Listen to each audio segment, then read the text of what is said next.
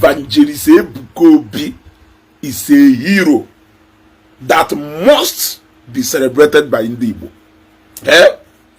Evangelist Ebuka Obi, who a hero that must be celebrated by ndị Igbo. I repeat, he must be celebrated.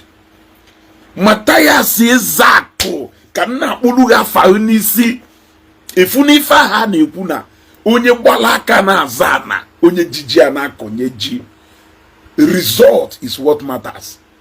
Result is what matters. Did you see the level of wonders Jesus Christ is doing in Ngor Okpala?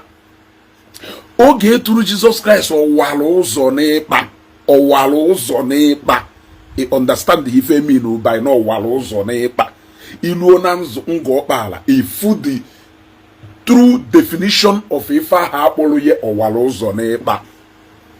If you are still wondering how powerful that name Jesus Christ is, go to Ngor Okpala and see the testimony.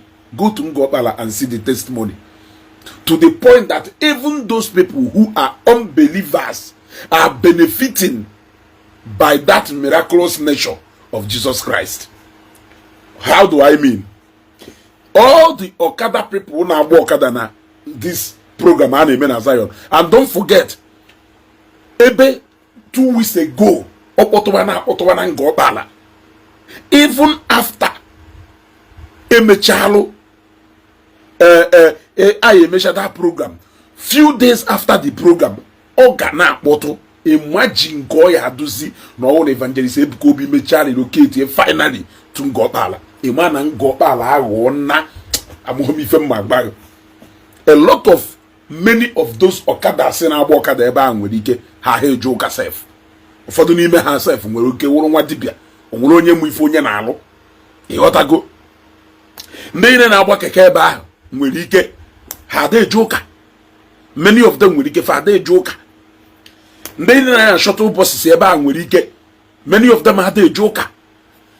A lot of people do na those markets both within the Zion city, outside the Zion city, and even around n'ime obodo, because all over the villages in Ngor Okpala, people bisha. A lot of ndị Ngor Okpala ife ha na-emezi iwu na this program ruo ụfọdụ n'ime ha vacate their palọ, vacate about 1 room or 2 rooms na be ha, park izu onwe ha na only 1 room, rent ya ndị ni out for space ebe people ya alahụ.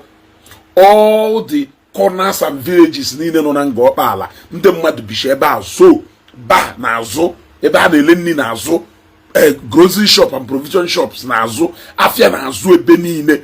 All those people na benefit ayi parking na free station na Ngor Okpala, gbalụ fuel 30,000 ntọpụ na tank m.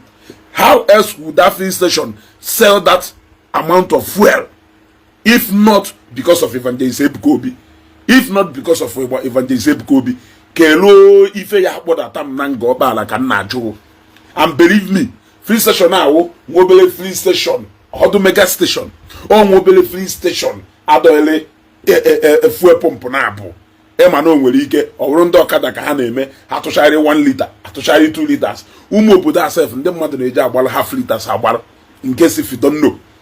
But if na this program keta na-eme, even onye na-arụ ọnụ this free station nọzi sef na-asị m nchọmụ ji ejuọ ndị mmadụ na ife a na-akpọ free station ahụ Zion free station, no Zion free station na free station ahụ free station Evangelist Ebuka Obi, na-dedicate this free station to Evangelist Ebuka Obi out of excitement ka o ji na-ekwu ife niile ahụ ọ na-ekwu. Ebule m nwa okpuru nwere ike for the first time ọ na-leda na fuel 50,000, fuel 70,000, mmadụ ya bịa ebe a fill ota nke ya, mmadụ ya bịa ebe a gbara fuel 40,000.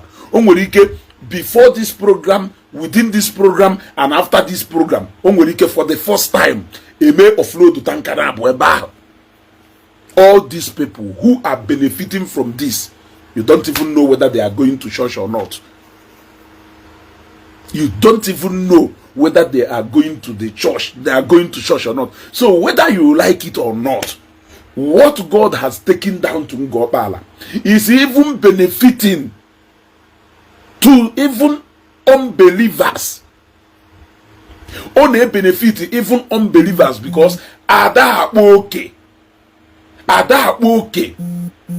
iru ebe ahụ efitu okwute oku n'isi ndị mmadụ, ndị bụ afịa bịa, ndị na-ele mmiri, ndị na-ele nri, ndị na-ele ife a na-ata ata, ndị na-ele ọkpa, ndị na-ele many things.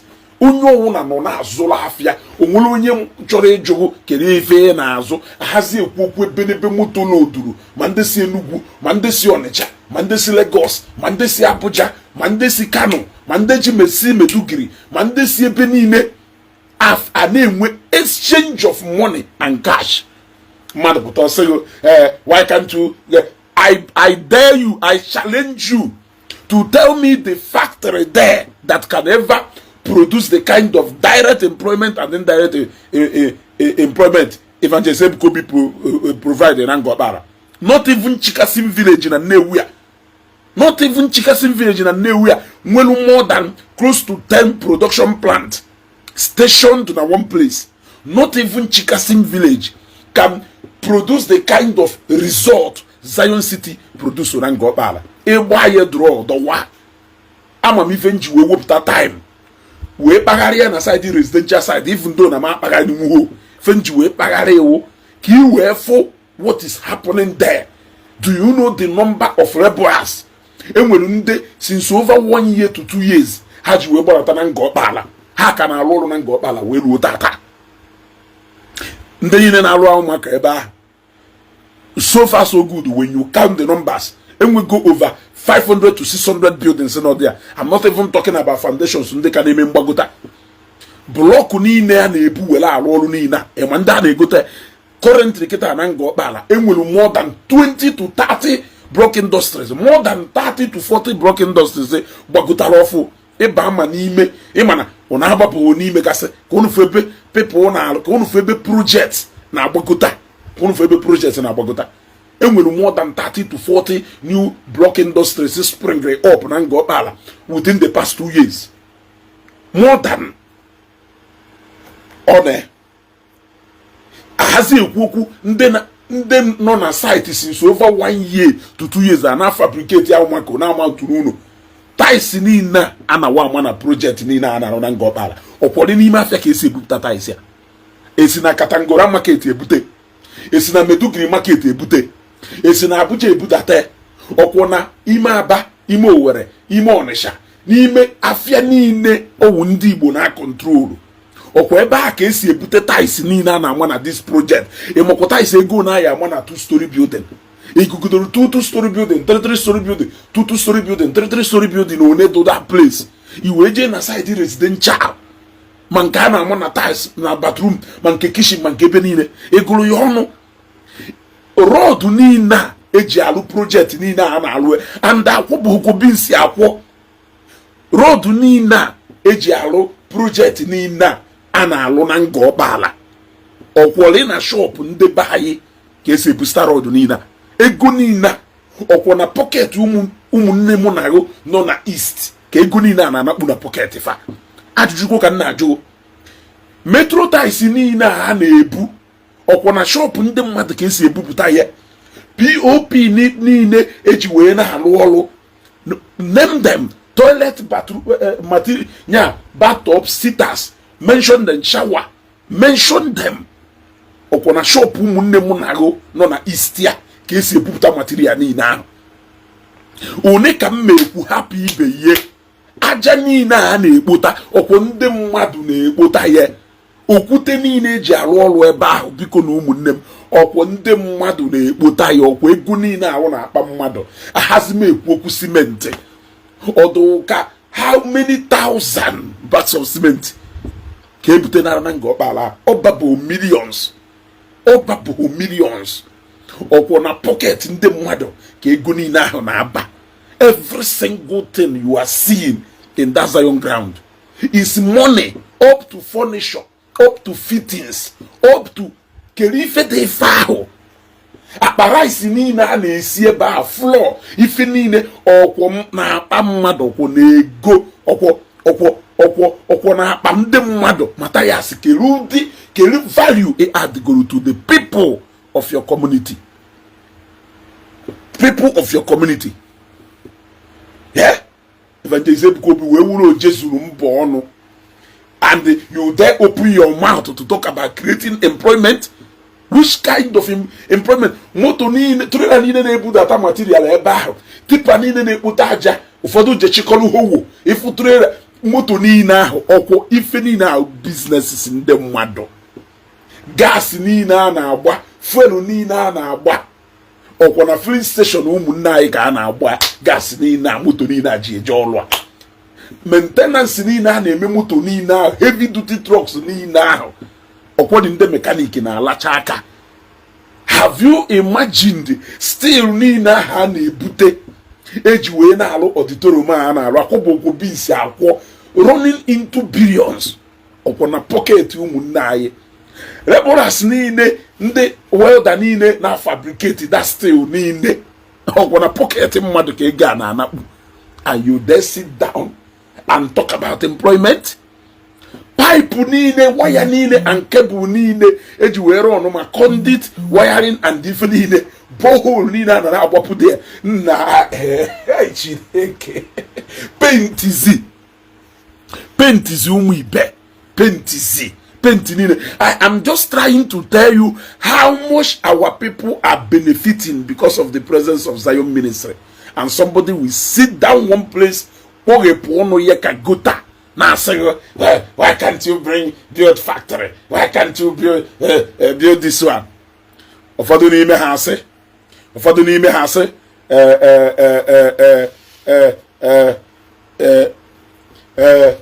no maka church. Ọkwara church ya ahụ eme ha ọpụọ. Uche ya adụghọ ya. Ị na-edife na-eme na Ngor Okpala. With Evangelist Ebuka Obi or not, if I who would an Ngor Okpala wona everlasting legacy that will even outlive him. Yes, everlasting legacy. Even mgbe Evangelist Ebuka Obi ebicha n'ụwa kasha zerupuo, that legacy will outlive him. He has, in fact, umepego ụzọ onye mechiwuzi ụzọ ọkiwe ghọta. Chineke wuru na-emepe ụzọ na Ngor Okpala. Even you say na Chineke wuru na-emepe ụzọ na Ngor Okpala wona. Okwefuru unu niile ha alụrụ ebe a, onwe ntu ọzọ esi develop an estate. Ebe a ifulu adugo developed. Iloga ye edozisia gate etiko ye state gate.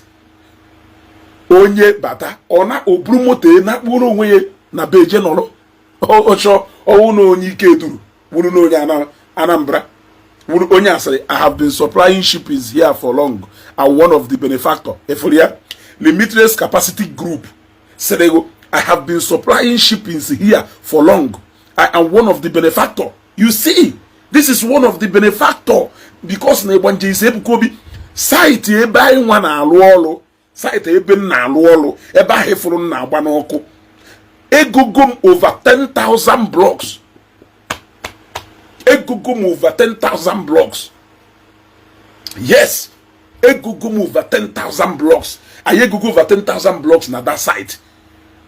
Amam apasimenti one epugoro ebe a. Amam ajo one na okwute one. Amam ntu nderebra asisi alu ọlụ ebe a.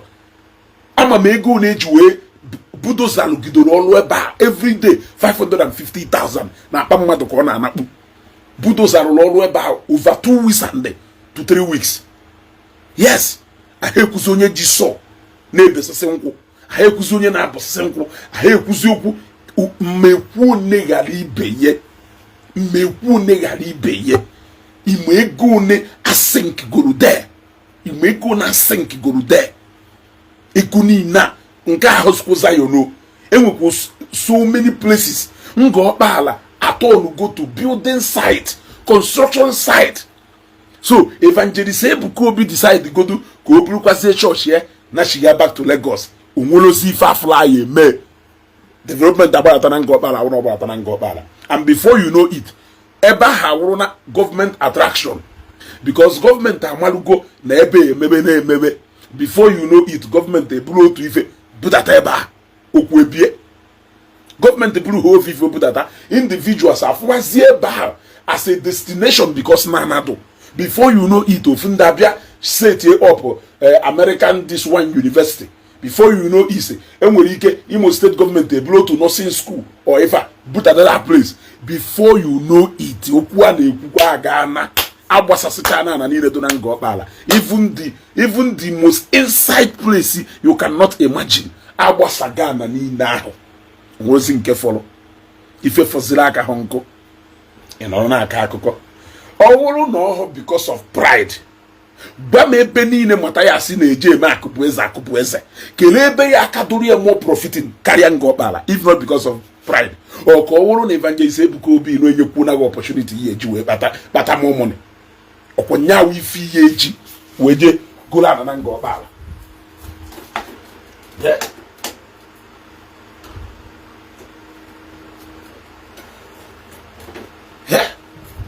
ana m ajụkwa gị ajụjụ if not because of pride ebe niile nwere properties kedu nke kado fast developing ka ife na-eme na Ngor Okpala if not because of pride mana ihe ekweje ọkụ wewo na Evangelist Ebuka Obi ị na-ekwu na Nwanozi Obi akpa ego ihe ekweje iche ekiche aka ihe esi wee je ọwụ ka ọ wụrụ na Jizọs ịnụ akpa ikwu na ego ọwụ ka ọ wụrụ na Jizọs ị na-akpali because the moment ị gbatara Ngor Okpala jego property na-enwe profit what it means is that na Jizọs ahụ esere na ịmụ ha na oye enye ọrụ enyego ego Jizọs ahụ enyego money ịghọtago so ịgbadara Ngor Okpala a na-azụ afịa ịghọtago a na-azụ afịa na-eme business ịghọtago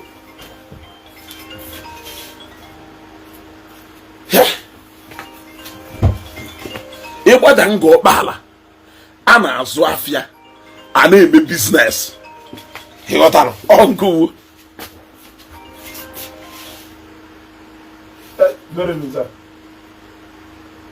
Hey, I'm on live. Okay, that's it. Okay, sir.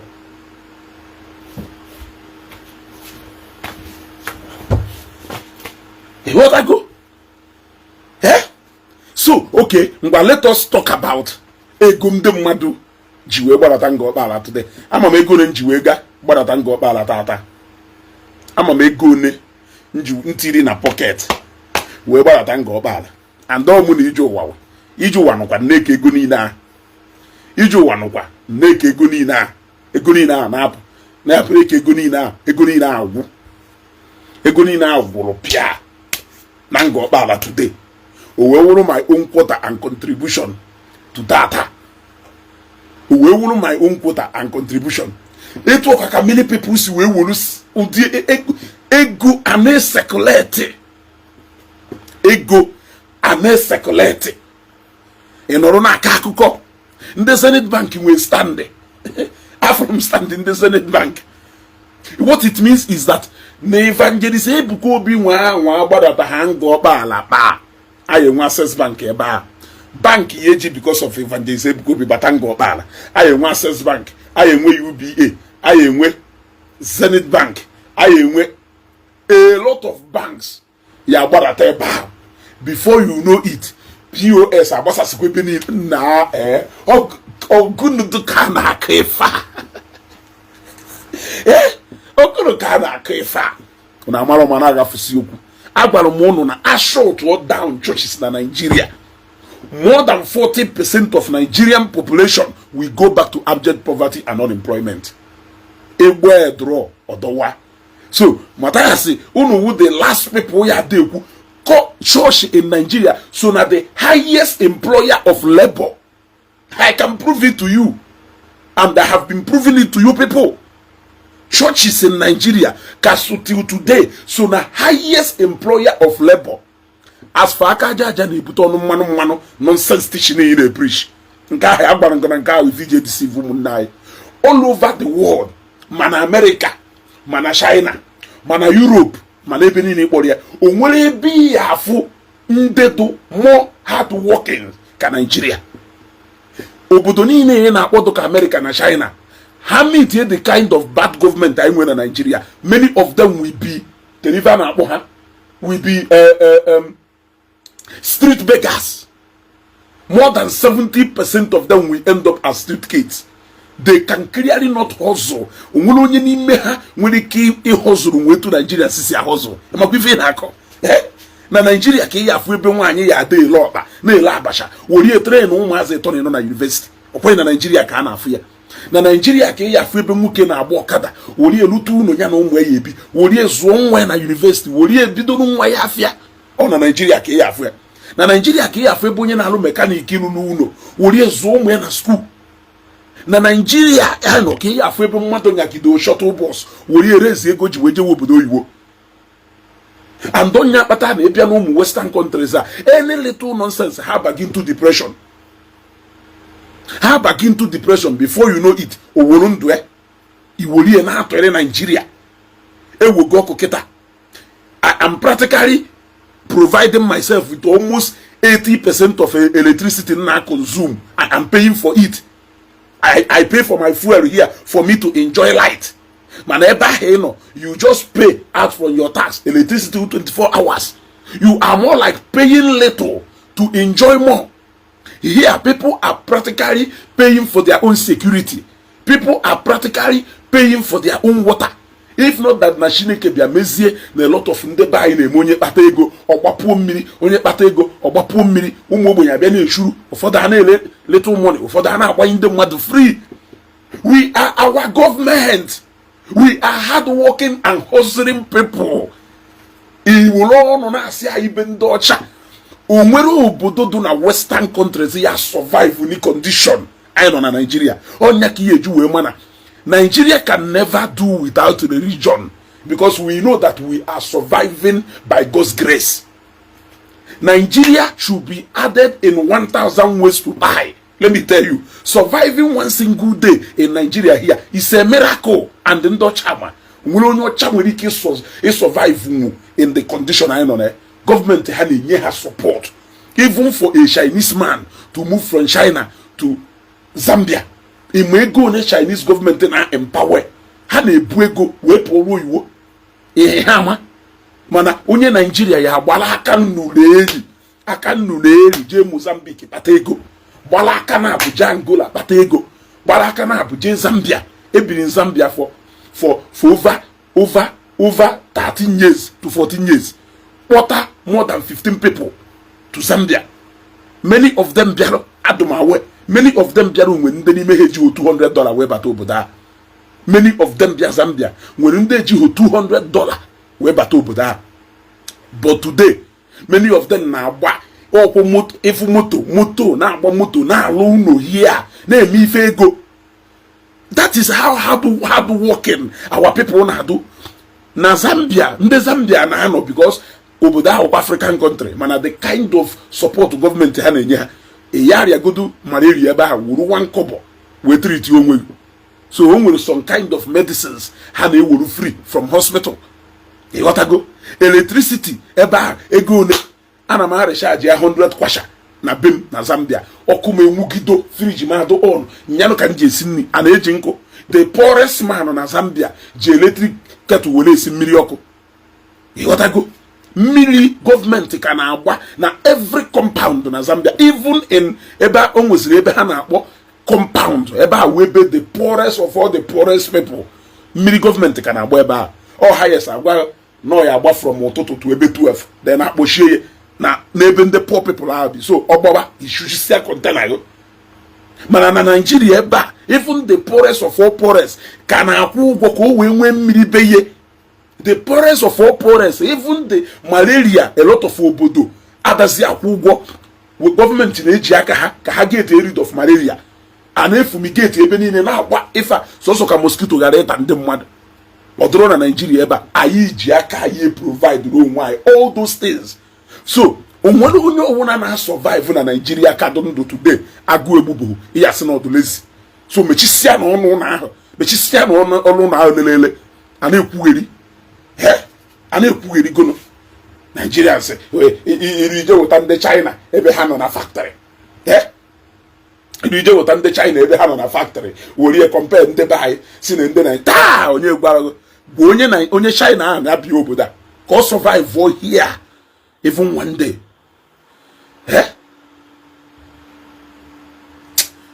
Nah, this boy, even name this boy. But I think we will continue. We will continue. Kambaye. You gotta go.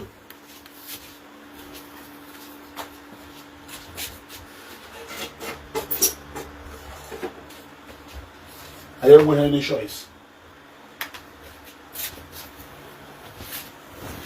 I don't have any choice. We have to continue. You gotta go. Major Puazie, Mommy Vemelokun. You see, if ever had this is part of the things may experience in Zambia for one day. One of the most poorest countries in Africa. You gotta go. You gotta go. Would you go Nigeria well as a country? Zambia nwehe. You gotta go. Would you go Nigeria well as a country? Zambia nwehe. But even in Norona na Zambia, amohomi fewu power outage. You gotta go. Opo if I had no Yankee. Opo will go. Because for me to have light now, when I made this program, I have to buy fuel. And all because of obvious I'm better late, I'm on a fuel out on a jena. A whoopie. Each on a Yakata fan or on a Nigeria car, electric fan, na gafia. I mean a rechargeable fan. Eja Hungolo futa. Onya on a fan and Ekunkita name programmer. So the level of comfort is should be in Nigeria. You have to provide it for yourself. Government is not there. Omono business is gonna government teach. You gotta go.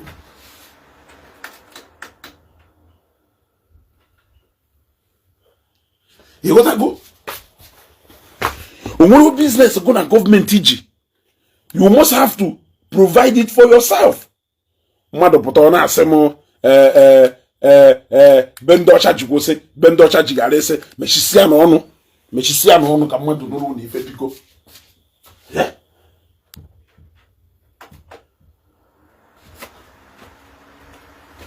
Mechisia no onu ka madu no ni ife. Yeah. Leo odefe Evangelist Ebuka Obi by the way, ijedana na South Africa. Yeah, individuals on aluno na South Africa. Yeah, individuals are aluno na South Africa. All government, all these buildings from South Africa, all government Russia.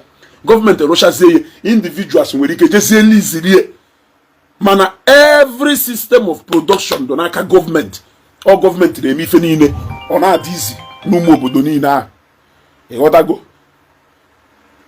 Yeah, all government na-eme ife na-adị easy n'ụmụ obodo niile na Nigeria wee be ya abịa anyị wụ gọọmenti nke aka anyị mmadụ emeghepụkwa ọnụ na-asị Nigerians are lazy na ha na-ekpe ekpere anyị na-eje ekpe ọ naghalụ an average onye Igbo ịda survive ọkwa na Nigeria ka ị afụ ebe an individual ya eme business na-enye palliative asịwụ na an individual na-emere onwe business na-enye palliative ọ na Nigeria ka ị afụ ebe ndị ọcha onye ọcha na-eje analụ onye ọcha narị eje analụ gọọmenti narị enye onye ọcha enye ọ na-analụ ha na-enye ịghọtago fada enye ọ na Nigeria ebe a ka ị afụ ebe mmadụ ya akpata ego look at ije n'uburu ihe ji ọfọ Evangelist Ebuka Obi na alụ ilo buru 4 transformers bi ndebe ha buru 4 transformers bi ndebe fa and many other goodies ije na be Fada Ebube Monso nyelu over 300 age people place ya na salary every month okwo ha salary obuko ha price ụdị fa a na-emebe ndị ọcha gọọmenti na-take care of old people. Evangelist Ebuka Obi ruru old people's home and rehabilitation center. Government wunde na-eme ife a na be ndị ọcha. We are practically doing the work of government here in Nigeria. Mmadụ emeghepụ ọnụ na-asị ije ebe ndị ọcha ọnwụ na iso na onye na-eme ịma na iwu ofeke nke u achọrọ m ịma ahụ n'edo because it is very difficult to wake up a man who is pretending to be sleeping. It is very difficult to wake up a man who is pretending to be sleeping. Directly and indirectly, Evangelist Ebuka Obi create go over 10,000 jobs na Ngor Okpala in a single place. Tell me one factory Tell me one factory in Nigeria. Tell me even one factory, Dangote Nwelu. One single one like this, provide the 10,000 jobs. Tell me one. You have to count the entire Dangote workforce for you to come up to that number now. Well, and for you to be a distributor in Dangote, it has to be your money. For you to be a sub-distributor, it has to be your money. So you practically work for your own money and go and buy from Dangote. You go and patronize Dangote. It is his business. Profitable to him. Everybody who is doing business there, you must have money for you to be to be selling Dangote rice. This Zion, whatever that is happening now, Zion Ebeni benefiting many more people, many of people in them where they go. Yes, onye na-ele ọkpa na-eje ele ọkpa ebe a. Onye na-ele granite na-eje ele granite ebe a. Onye enweghị ego na-eje serve medicine ebe a. Onye enweghị ego mụrụ ọrụ aka. Ịmakwa a lot of people na-arụ ọrụ aka na-arụ ọrụ na Ngor Okpala all round. What does it take to start a block industry? It takes more of labor and effort. People are benefiting immensely there. In ọrụ na-awụ ụzọ ọnụ, ọ ndị na-atụ aja, ọ ndị na-atụ aja, ọ ndị na-elodu block, ọ ndị na-offload block. One ka mma go happy ibe. Ụfọdụ ndị obodo anafanwe value. Ọ na Ngor Okpala ka ya apụta tata mmadụ lee one plot of land zie nwa ya obodo oyiwo. Ọ dị eme before. Ọ dị eme before. Ugboro ne ka ihe elekọta ha na-ele 100,000 or 150,000 wee leta ego mmadụ ya eji wee je Canada. Ịghọtago? Ọ kịta ka ya apụta na Ngor Okpala mmadụ ele ofu ana wee gota nwonu machine ọ ya eji agba ọkada. Lee ofu ana wee gota nwonu keke ọ ya eji ashụrụ akara aka. Lee ofu ana wee lụta nwonu ụwa wunu obine. Ọ kịta ka ọ na-emezi na Ngor Okpala. Ọ dị emenwu mbụ. Ịghọtago? Ọ dị emenwu mbụ. Una nụrụ na wụsụgharị ọnụ go to be ndị ọcha ada akazi ụka ndị ọcha ada akazi ụka kelee otu mkpụrụ ife ngụnwa how useful ka ịdụ to the people of your community, how useful. Ụfọdụ n'ime unu enweghị otu mkpụrụ uru unu bara ndị obodo unu na na-agafusi okwu ajadu ime ha ka ụmụ esi eri nri, ajadu ime ha ka ụmụ esi eje akwụkwọ. Ịpụta n'ime afịa a na-enyegharị mkpọtụ noise everywhere. Ndị mmadụ Igbo channels ejụtara ya ajụjụ because na ha ncha niile na-ebe ekwugheri na Mathias nwee free hospital. Jụọ ha ncha niile mmadụ one n'ime ha je danalụ na that free hospital. Mathias ụmụ ya ọ na-eje na that free hospital. Ofu ụbọchị nya seela anyị ebe ụmụ ya ma nwunye ye na-amụ nwa. Ugboro one ka nwunye ye je na-alụ mụọ nwa n'ụlọ ọgwụ a. Ugboro one ka nwunye je na-alụ mụọ nwa n'ụlọ ọgwụ a. Kelu nwanne nwunye ye ma onye agbata obi ye je na-alụ mụọ nwa n'ụlọ ọgwụ a. I want to see one person onye omenala bụ ụzọ okwu asị na ọnwụ ya sị m na oje dana n'ụlọ ọgwụ mata ya asị ahụ edrit ye. You cannot see anybody. You cannot see anybody. Because ọ ya awụ anụmanụ jerube anụmanụ anya. Iweru sickness nwee ka o si wee duru ebe a from ebe a to the mortuary. From ebe a to the mortuary on direct. Ife ma na okwu oge eme kama ya appreciate ndị na-eme ị na-agafusi okwu everyday na abịa egbe anyị na ndị ọcha hazi eje ụka.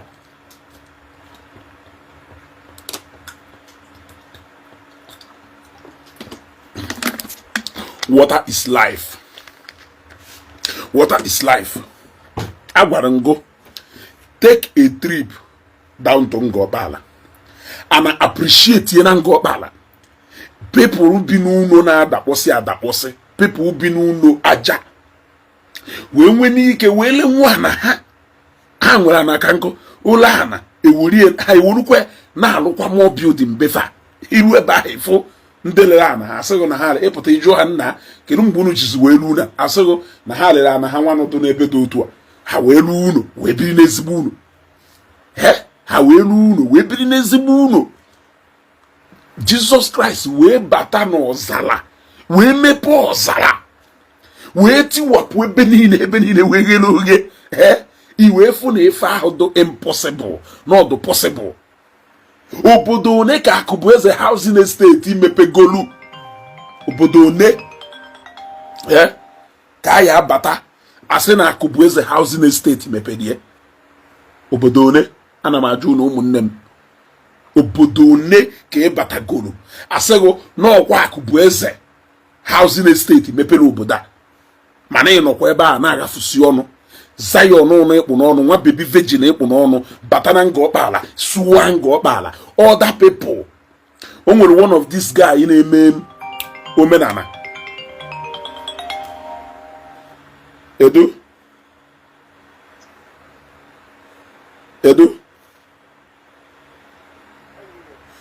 edu anụkwara m program kịta.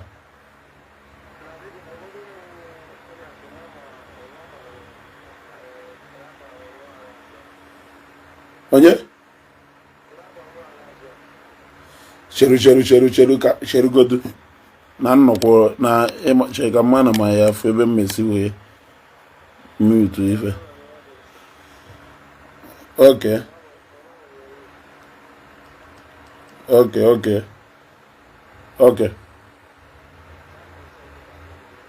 udo dị. Okay, mana na ị na-ege ntị ka m send arụgụ nọmba maka anọ live mmemme nwụkọ ọla ebe a and for me. Okay, just gwa nọ m nyere gị.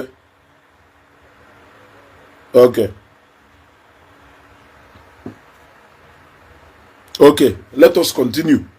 Ịghọtago?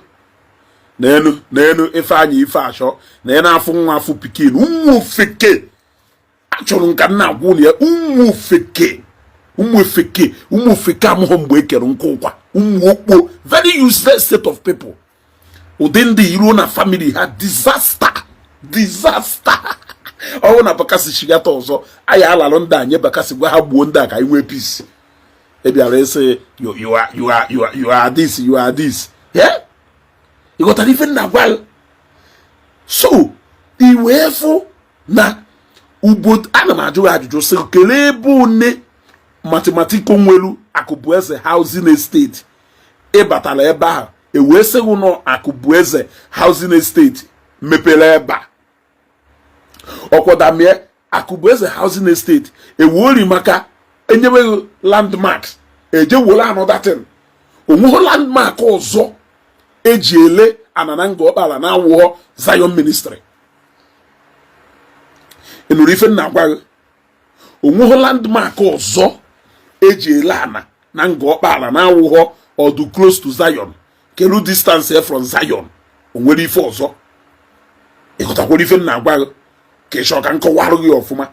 Asịrị ngo onweghị landmark ọzọ eji ele ana na Zion na awụọ Zion ministry. Nwoke menwuru ife ọhile ịghọtago nwoke menwuru ife so ọhịda agafusi okwu gbagolu uke ebe afada ebe mmụọ nsọ nwere adoration ilu ebe ahụ many people anọrọkwa dị a na-azụ afịa gbakọrọ Enugu gbakọrọ nke ọkụ na-ele all these people provide shallow employment indirectly. Ị na-ewejeru ha ọnụ ị na-asị na ndụkere ife ekwensu ji shọkụ osi tụrụ ndị mmadụ wee na-endegharị program mụ.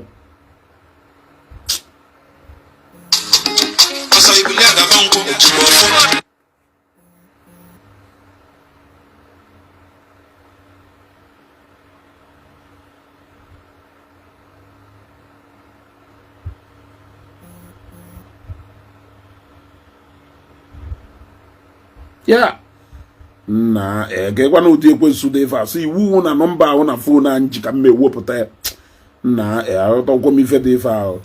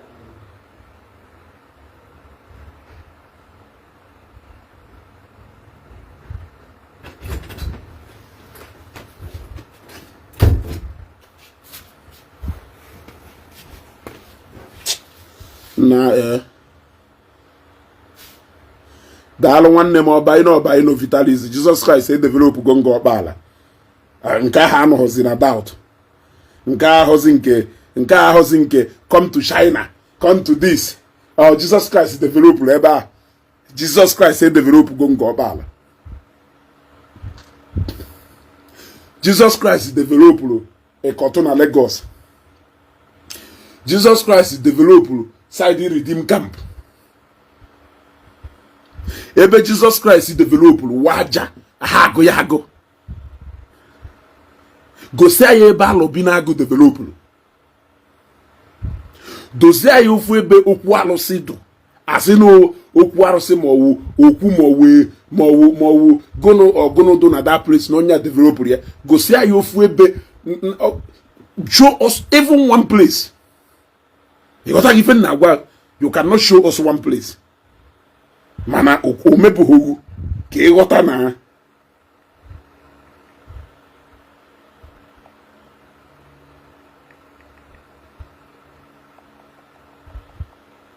okwebo ka ịghọta ife a na-akọ na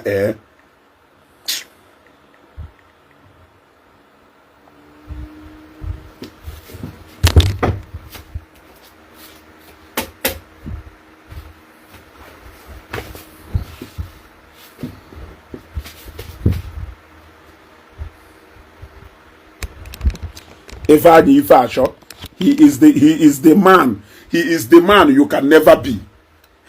He is the man you can never be. A man ya wokwu na-ekwu millions of people are na-ege ntị kwuda n'okwu ka family kwuda n'okwu ka nwunye go na bi n'ụlọ ka okwu ga-eghe okwu kwuda n'okwu ka ụmụnne unu ife na-ekwu ịghọtago nya kwuda n'okwu na family ka ụmụnne unu ife na-ekwu ịghọtago ọhịda awụ ọsụgharị ọnụ ịghọtago ọhịda enyegharị mkpọtụ kwugodo okwu ka famili igu nugodugu ọhịda awụ ọsụgharị ọnụ na-agafusi okwu manụ ya awụ ọnọrụ na-ekwu okwu obi a na-edo amahọmife na-ekwu ndị na-ekwu against them ndị jụrụ na ba ya yemen develop. There is no way somebody battle na ba ndị ba nwee jobs nye ndị ba hope somebody adọnọrụ n'ebe ọ na-eme business ebe ọ na-eme personal selfish business ya nọrọ ebe a na-ekwugheri say let's not talk against each other. You will first of all cancel and condemn onye ahụ Matthias nwunye na incite ọdụkụ ụmụnne a na-anụzi ọgụ. So you must have to condemn evil. Don't paint it. Don't patronize evil. Say this is evil. You want to go?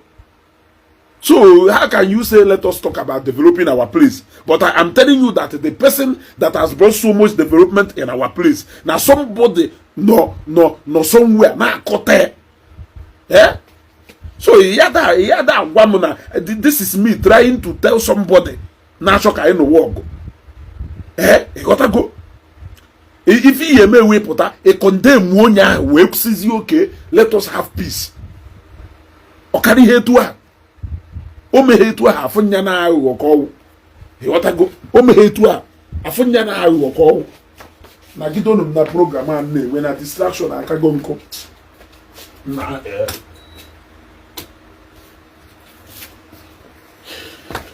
onwe even mmadụ na-edimande onwe even mmadụ na-edimande from me and there mama even merie emano phone na njeme broadcast ya ka meji wee send the real this thing.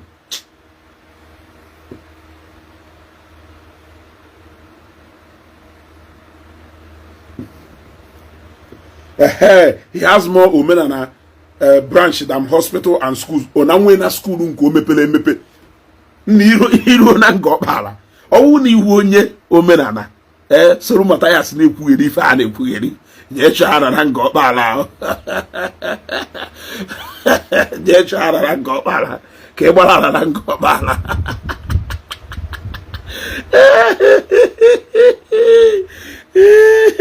Then Ezaku CP said hundreds of women has delivered. Okay, Ezaku CP. It's saying hundreds of women has delivered. Hundreds mean more than hundreds of women. I dare you to show me a record of 100 people deliver go from hospital or Matthias. I will give you 500,000 cash. CP. This is an opportunity for you to get 500,000 cash from me. I dare you to show me a record. Go sell it. Now 100 people they deliver go from free hospital or Matthias. Being a free hospital or supposed to get carry. I challenge Matthias till today. He couldn't accept that challenge.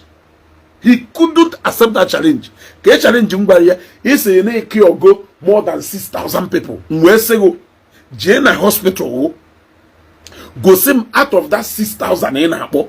I have to say 6,000 now. Out of that 6,000 in Apo.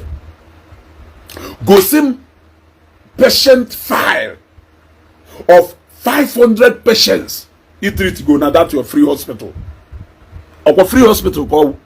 Or suppose you na pota na mmadu ye ju na anekwo manobose o jelu me video mmadu bukata ziri ibu na hospital mmadu 4 we fe na ebe a 5 e turn on a bed ebua done on a reception free hospital e free hospital no okpuru ndị Igbo sị na eme kidney function test and liver more than 3,000 people be in a stadium ebe merie.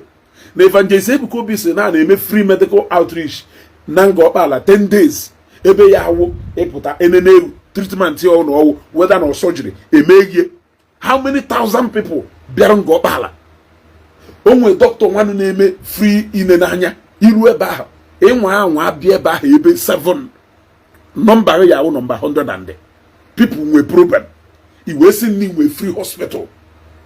Owe gare wapụta onye bịa ebe 8 ojide kaadị number 100 or number 200 ngụnwa na ebe ekwugheri inwe sense common sense ga gwo na ife awụ wayo common sense ga gwo na ife awụ abrakadabra Matthias ya rie ji phone na-egosi aye ka anyị na-afụ ife na-eme ife niile ọ na-asịgo ndị mmadụ a na-akpọ m na-ebutere m problem dị iche iche a na-etriti ha onye dị ha ịgwa aye ife onidiri imewu ọkwụrụ n'enu na hospital ya o video ha na gosi anyị line up ndị mmadụ o chekwa onye ọsịa gosi kaadị go nọmba gụnụ ka iji onye asị na oji nọmba 80 nọmba gụnụ ka iji onye asị na oji nọmba 100 nọmba gụnụ ka iji onye asị na oji nọmba 50 nọmba gụnụ ka iji onye asị na oji nọmba 20 after all ụfọdụ ụlọ ọ bụ ebe a na-akwụ ụgwọ ịgbada nke dọkịta nke ndịrị m ịya akwụkwọ ụgwọ mana obere ego ịgbada nke dọkịta nke ndịrị m ebe 7 ị nwere ike ịwụ nọmba 9 or nọmba 10 o wee uzie free hospital ka ọ ya wee jere nnọọ wada bata iweta bed onye dịkwa ụnụ na-agwa wayo fake wayo ka m gwara gị pure fake ọkwọ maka o si ebutere ndị mmadụ ka o bujere ndị ụka ndị ahụ adịghị ka ha gwụọ eloduo mmiri bọs na ahụ eloduo mmiri bọs kịta bulie kịta budara ya na mkpọ ka ọ sọta ebe niile kwụnye bọs kịta na St. Mary's sị ịmalụ na onwere ahụ na-arị ahụ na kpụọ bọs weroro m na mkpọ ọsata ebe niile news BBC ghara ijebe na cover hospital ha ABS wee ghara ijebe na cover ebe n'ebe na-egbu na hospital ha ịmakwa ife unu imepe free hospital na Anambra State nya ndị mmadụ ya bịapụghị ebe a go same 500 out of 6,000 patients fine. You couldn't show us anyone.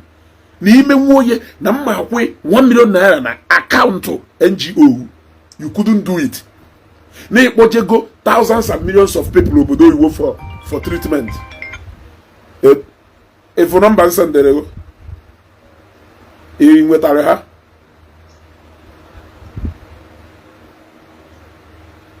Ekpo ugo.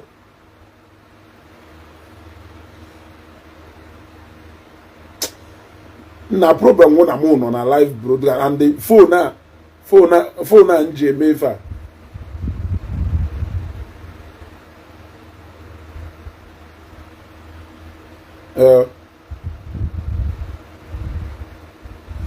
she kamana my around the go dey far up kamala afa kamago na my around up kamala na my around up.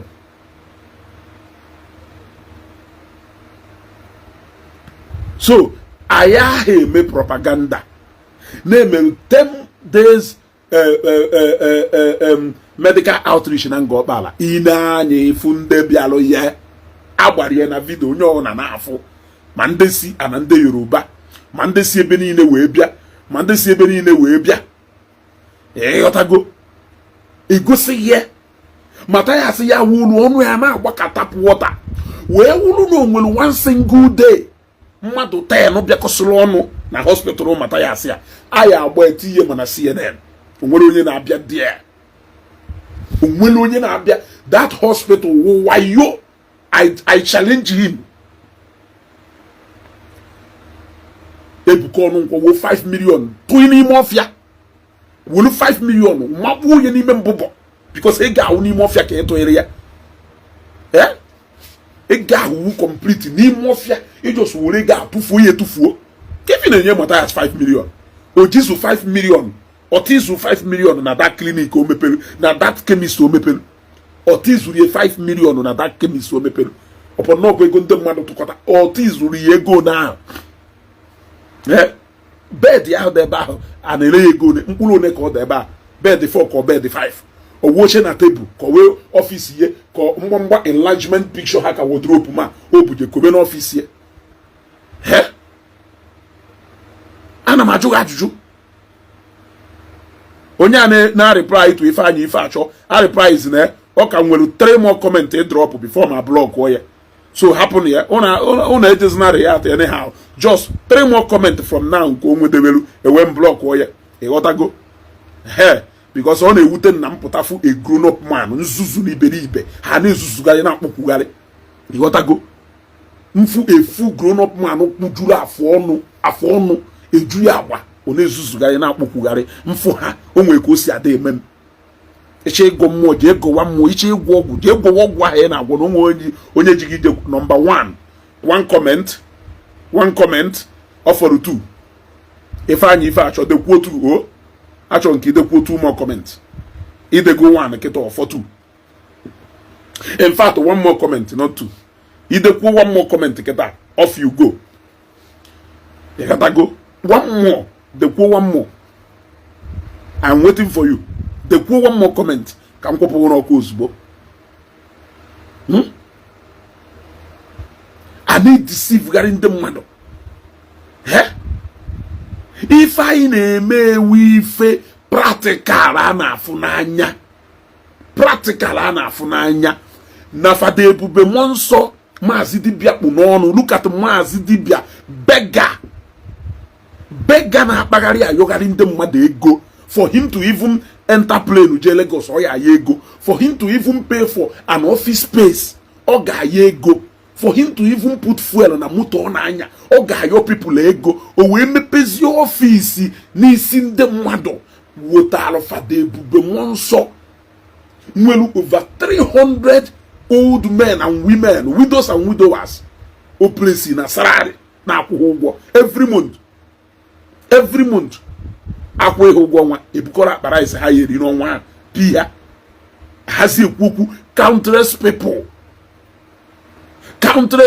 jeru school nke ofu onye n'ime ha testify ebe a hazi ekwu countless people emeru business empowerment business empowerment o nwere ofu onye nke deru na ebe a na-enyere 1.5 million ego mmadụ na-agbawa boy gbachasịcha boy 7 years or 8 years ewolukwa esetụrụ ya Fada wurie na akpa enye ịmakwu mmadụ ne Evangelist Ebuka Obi empower golu ụfọdụ nya more than how many of it wụ na kolokolo n'anya na Zion ground ife ebe a na-eme empowerment ya ife ebe a na-eme that empowerment ọhọwụ audio ọhọwụ nke wayo ọhụụ nke abrakadabra.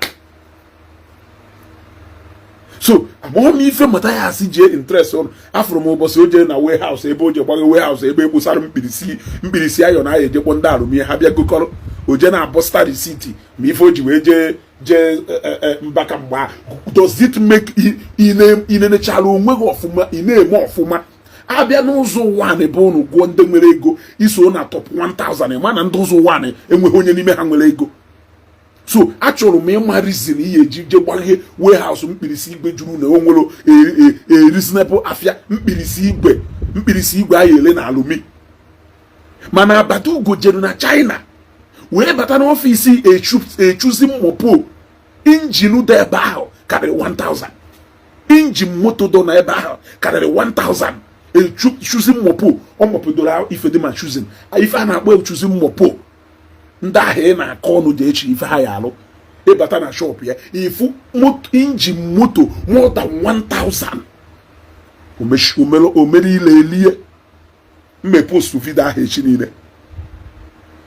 Mana ngụnwa sịrị gị na arọbi na agụ na-enye gị ego na ọha Jizọs nye gị inwekwanụla ego. You don't have chiche. You don't have chiche. Bịa na Zion ground today ifu ma ndị DSS ma ndị polisi na-eso ka ha na ifu building niile ha na-alụ na Ngor Okpala ọwụ ndị members gị na-alụ ọ members gị na-alụ. Ana m ajụ ajụjụ ọwụ ndị members gị na-alụ. Obi a na-edo jee enu na peji enunu. Ana m agwa gị ife anyị eme jee na peji enu onye ahụ esiri ya bega ka ọwụ. He's a beggar. He practically begs because of no na ofiru no ji nkuzi eme ọjị. He begs to survive. Ha ma agwa ko we wara ha ma agwa gị ife anyị eme fe na-eme unu na-enye fact je na-enene. He begs all this ofiru no blind food go a lot of ndị buy nya na ayosi ha ego we na survive.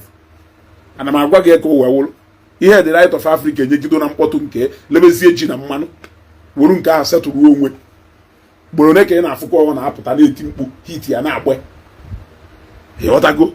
All these people follow a way of survival. They felt they can feed on ignorance of our people. Ha wuri emewe on our work. Generation enwegoro ndị chọrọ ịna n'ihi n'ime ha. People actually waste. You are looking for somebody that is going to justify nonsense ị na-eme ka i wee kpokọrọ ọjị na nzu na-akwụgharị ebe niile.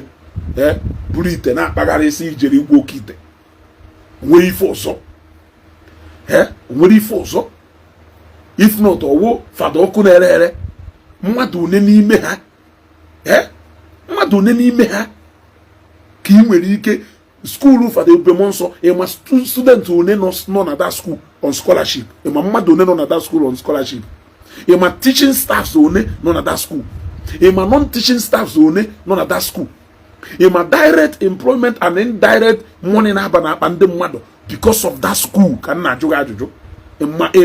Ịma ọkwa boarding school ka ọwụ so si ife a na-consume na okay your time is up. Yes, so we can continue. Ịma teaching and non-teaching staffs one na draw salary from that school. Ịma ka nna ajụ iwolo onwe gị ije na compare ndị mana ha plant go everlasting seed. They don't even need to labor again because their work will continue to speak for them. Iwolo onwe gị ka wụ ehozora ka na-agba boye enweboye ife eche wolo onwe ije na compare nda ha kọchago ubi si nsi ubi ha kọrọ ajaminate go opuru ego. People who are sowing into their ministry are sowing because of personal conviction. They don't need to be pressured. They don't need to be pressured.